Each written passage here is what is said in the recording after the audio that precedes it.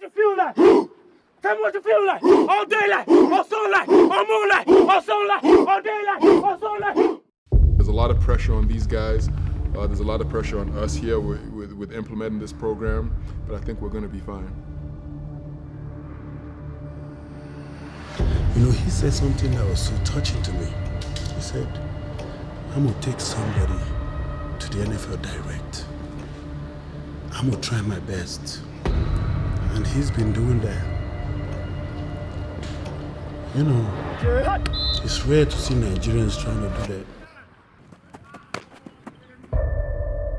We know they carry us because we're sharp. We dey knowledgeable.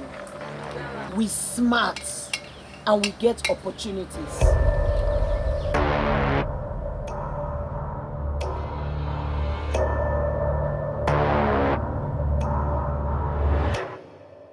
They're going to go to these places, wherever it is that they go, and they're going to be ready to knock somebody's head off. It's not every Nigerian that goes out there into the NFL that remembers that he came from somewhere. I think for them to be where they need to be, they have to think correctly. We leave home to make them proud, bro. See, no kind of joke. My dream for the team is for them to be in the NFL. We've been through a lot.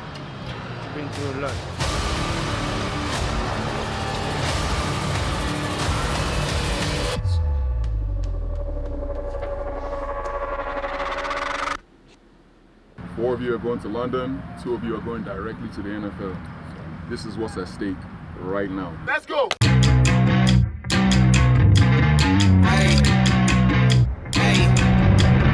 We came to fight, we came to win. We lost before, but never again. Back on our grind, you know what it is. Yeah, this is our year. Knocked us down once, we got up again. Put in the work, so I know we gon' win. This is for real, we never pretend. We gotta win.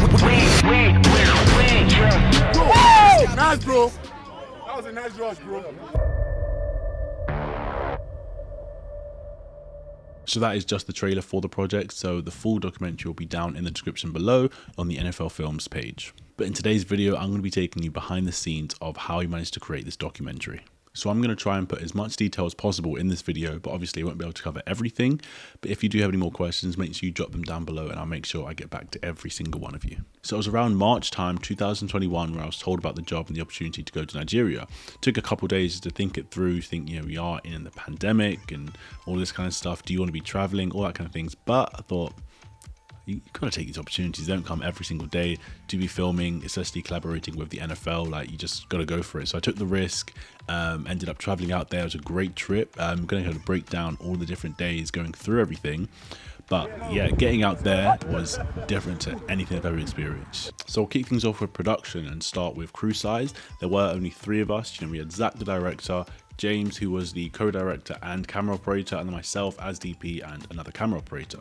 So it was just 3 of us going to every location. Obviously we were traveling with OC, following wherever he went, which was quite an experience because, going around with someone of high status, obviously he had to have his private security. So we were rolling around with SWAT. Yeah, it was definitely something I had to get used to because obviously we had all this expensive equipment. We weren't just gonna be walking around all this stuff when a lot of it was rented as well. So we weren't taking any chances. We were accompanied the whole time. But yeah, pretty much for crew, there was just 3 of us, 2 camera operators and Zach as the director. Then getting into the equipment, I'm not gonna list every single thing we used, but I'll put it all here. The main cameras that we were using were the Sony FX6s. We rented them both. Lenses, we had a bunch of different lenses. You'll see gimbal. We only used the gimbal on 1 day. The DJI Ronin 2, and I'm not gonna lie, it was horrible. Because we had no easy rig, just traveling, had to save space as much as possible. It was painful on the back, especially being in such hot heat. We literally were taking about 2-3 minute intervals where we're filming, 5-minute break. Like, it was horrible having to carry that heavy thing in such harsh heat, which meant the rest was pretty much filmed either on sticks or handheld. And I'd say about 80-85% of it was all handheld. And that was for a specific reason. We wanted to really get up close and personal with the boys. We wanted to really make the viewer feel like they're actually there. So a lot of times we were in the middle of the circles. We were literally right next to them. We got to vibe and chat with them just so it was more like, what's the word I'm looking for?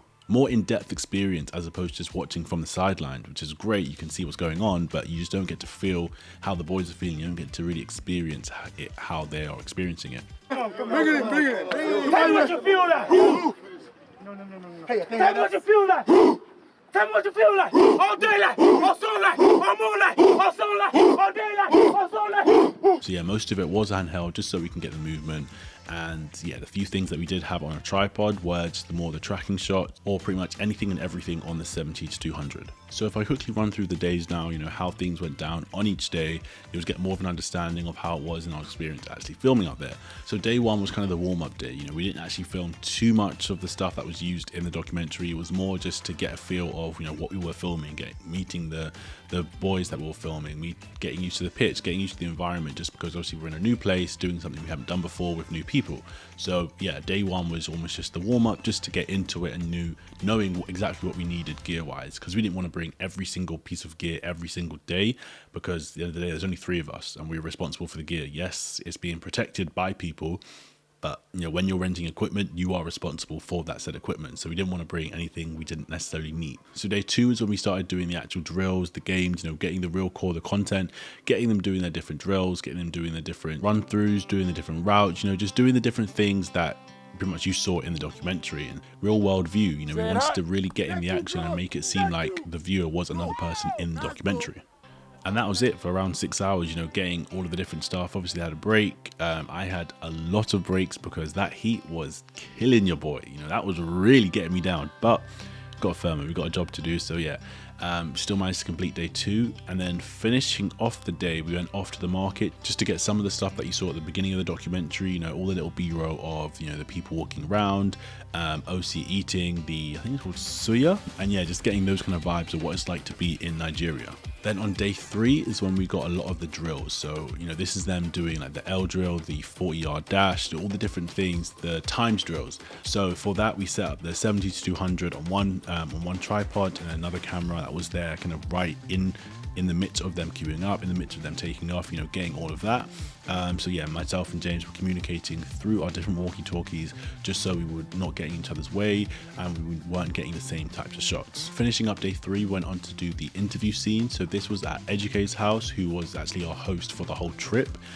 We filmed everything here, and then at the end of the video I will get through a breakdown, just of the lighting and setup of that very scene. But yeah, we filmed, I think it was around 7 or 8 interviews here, finished probably around 1 o'clock in the morning. So yeah, that was a very long day, getting all day shooting out in the sun, then coming back, getting some food and going straight to do some interviews. Yeah, got back, dumped all the files, so obviously had to stay up waiting for that. Finished that, a small, what you'd call a nap technically, then up early the next day to start the next set of filming. Now day 4 was very similar to day 2, where we got them kind of just doing the different drills, doing the different things. We were just the general them playing football. OC was obviously just watching them, trying to understand, see who he's there looking to pick. So yeah, we just got them in their environment doing what they normally do. But it actually rained on that day, which I was happy about. I've never been so happy to experience rainfall on me, because even though it was very warm rain, it at least cooled it down so it wasn't so hot. So yeah, that day did cut a little bit short, so we went back a bit early, went back out to the market and just got a few more shots, a few more stuff just of the town going through that we were in. Then we were straight on to day 5.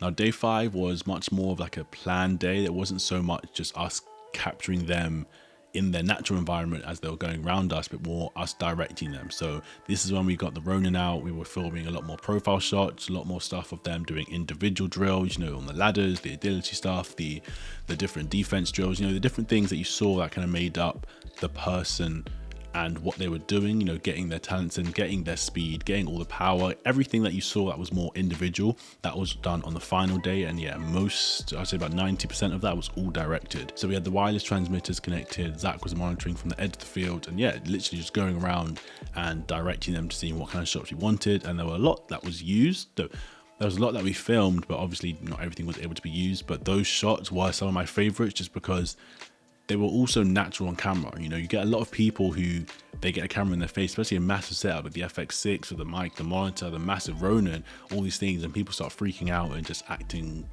I don't know, just camera shy, I guess, which is normal, very normal. But nothing didn't faze them. They were just themselves, and they were able to do a great job showing their emotions and yeah, just making it a great documentary. But yeah, that was pretty much the trip in Nigeria. So now to wrap up, I'll go through the lighting and a bit more of the cinematography breakdown of the interview scenes. So we pretty much commandeered the entire living room of Ejike's house just to kind of build this interview scene, but in my opinion, it came out really nice. So the lights that we used were the Nanlite Forza 300, a pair of pavo tubes, a few small LED lights, and I think that's pretty much it. So how we set it up, we had the Nanlite here as the key light that was going at 45-degree angle on the subject, and then here we had the Nanlite pavo tube, and that was more acting as a fill light for the room, not so much as an effect to give on the subject, because that was the same side as the key light. At the very back, Ejike had a poster of the Uprise logo, and obviously this is for the Uprise, so we had that with a few LED lights just shining on that to illuminate that. And then as OC's kind of fill and hair light, we had another pavo tube that was magnetically stuck to the ceiling, and that was just shining down on him, giving that kind of rim light. You can see the orange light there, giving it more of a 3D shape and not so flat on the other side. Then right there we did have the neg, just, you know, giving that negative fill just so we could make it more interesting. And the only other light used in that shot was in the helmet. If you can see right in the corner, the helmet is glowing a little bit. We just put a tiny LED light just inside there just to give it some life, have some practicals in the shot. Yes, it's not practical light, but it's just, you know, something to fill in the shot so there's not just negative space. That was pretty much it for equipment. We had to work with what we had. You know, we couldn't, you know, hire out the best rooms. We couldn't go into the most sound perfect rooms, sound treated rooms, but for what we had, rolling with the punches and going with what we could create, I think we did manage to do a really, really good job. So shout out to the whole crew, you know, all coming together, making something that was unbelievable. It's unbelievable because from when we arrived on day one, we were like, yo, this is a big project. And what I had to really take away from this was, at the end of the day, you can't let all of these, you know, outside things get the better of you. You know, at the end of the day, you've done this, you got into this industry, you became a cinematographer because you enjoy creating stuff. So I just had to have fun.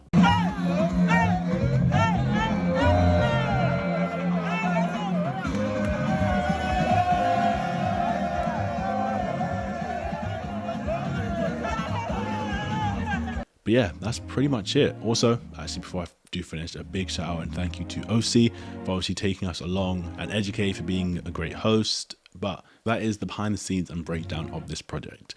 So if you do have any more questions, drop them down below. I'll make sure to get back to you. But if you have got a lesson, laugh, or a light bulb moment from this video, I'd really appreciate if you could drop a like down below. And if you're feeling extra nice, you could hit the subscribe button.